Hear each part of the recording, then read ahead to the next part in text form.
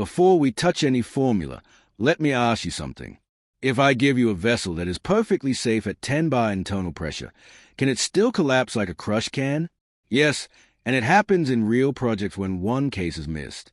In this episode, I'll show you the exact ASME Div.1 thickness workflow, shell and heads, and why one wrong input can force a full redesign later. So if you want your designs to pass review the first time, stay with me. This is where real engineering starts. Today we start the first real ASME Div.1 calculation, thickness under internal pressure. And I promise you, after this episode, you'll be able to look at any separator or KO drum and confidently say, this is a minimum shell thickness, this is a head thickness, and this is a final plate I would order.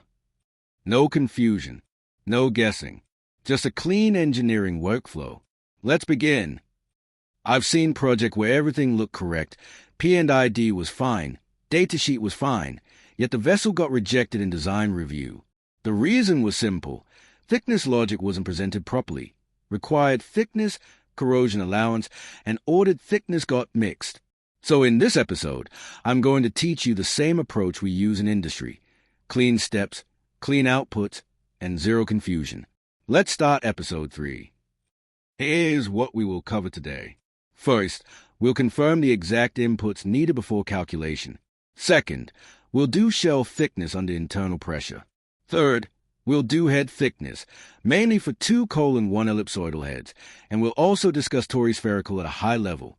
Then we'll add corrosion allowance, discuss mill tolerance and rounding, and finally we'll show how to present the output like a professional calculation sheet. So this episode is not just theory. This is the same sequence you will follow in real engineering work. Before calculations, confirm these inputs from your datasheet. Design pressure P. This is your design basis pressure, not normal operating. Inside diameter or inside radius. Use inside dimensions because that is what the formulas are based on. Design temperature, because allowable stress depends on temperature. Material selection, so we can pick allowable stress as from ASME Section II-D at design temperature.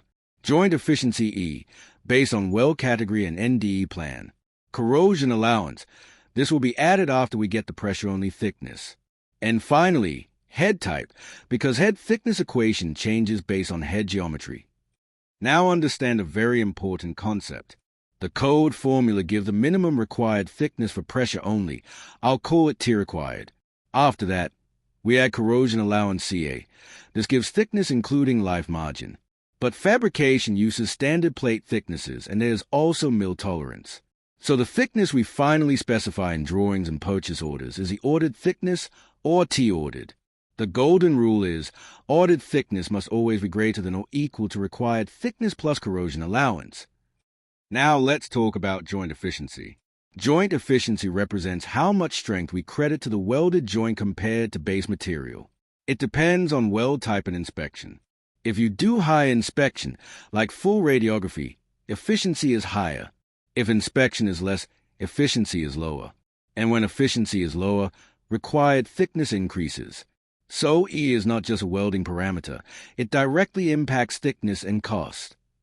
Allowable stress S is taken from ASME Section II-D tables.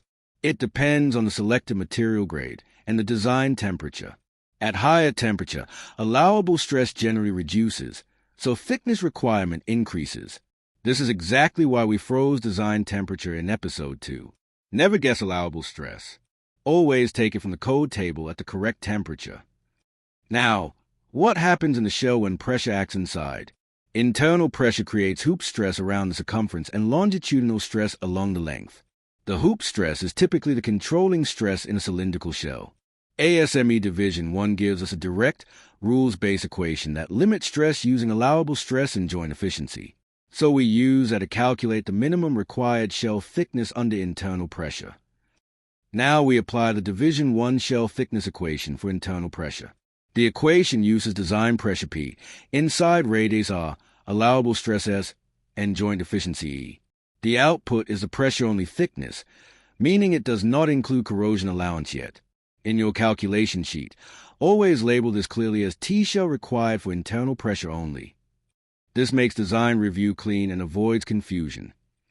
Before you finalize thickness, do a quick sanity check. Use one unit system, either metric or FPS, and don't mix.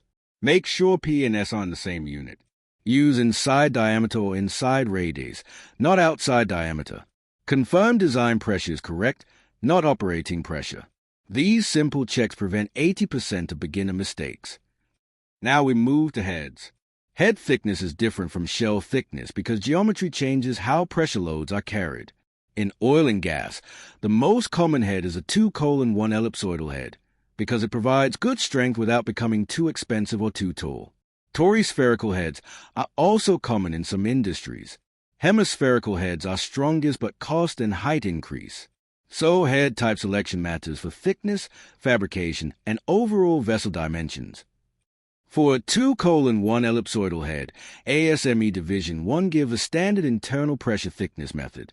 The inputs are similar: design pressure P, inside diameter D, allowable stress S, and joint efficiency E. We compute the minimum required head thickness for internal pressure only. Again, corrosion allowance is not included at this stage. In your output, keep head thickness calculations separate from shell thickness and clearly mark it as pressure-only required thickness. Now a quick note on torispherical heads. Torispherical heads have a crown radius and a knuckle radius, so thickness depends on this geometry. If you use standard proportions, the calculation method is straightforward using the Div.1 approach. But remember, torispherical heads may require different thickness than ellipsoidal heads, so head selection impacts both cost and design. Now we add corrosion allowance. For the shell, total required thickness equals pressure-only thickness plus corrosion allowance. For the head, total required thickness equals pressure-only thickness plus corrosion allowance. Corrosion allowance is sacrificial thickness. It is not counted as strength thickness. This is why we add it after pressure-only calculation, not before. Now comes the practical engineering step. After adding corrosion allowance, you must decide ordered thickness.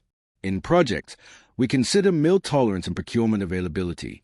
So we round up to the next available standard plate thickness, like 6, 8, 10, 12, 14, 16 millimeters, depending on your project standard. This ordered thickness is what goes on GA drawings, fabrication drawings, and purchase orders. Now document your final result in a clean Rev 0 summary table. Include design pressure, inside diameter or radius, allowable stress, joint efficiency, pressure-only required thickness, corrosion allowance, and ordered thickness. This table is extremely important because it becomes a reference for nozzle reinforcement, hydro test calculations, and documentation. A clean output table makes design reviews faster and more professional. Let's close with the most common mistakes. Using operating pressure instead of design pressure. Using outside diameter instead of inside diameter. Picking allowable stress at the wrong temperature. Ignoring joint efficiency or assuming E equals 1. Mixing units. Forgetting corrosion allowance or adding it incorrectly. And finally, ignoring vacuum check, which is why episode 4 exists. If you avoid these mistakes, your thickness calculations will be solid and review ready.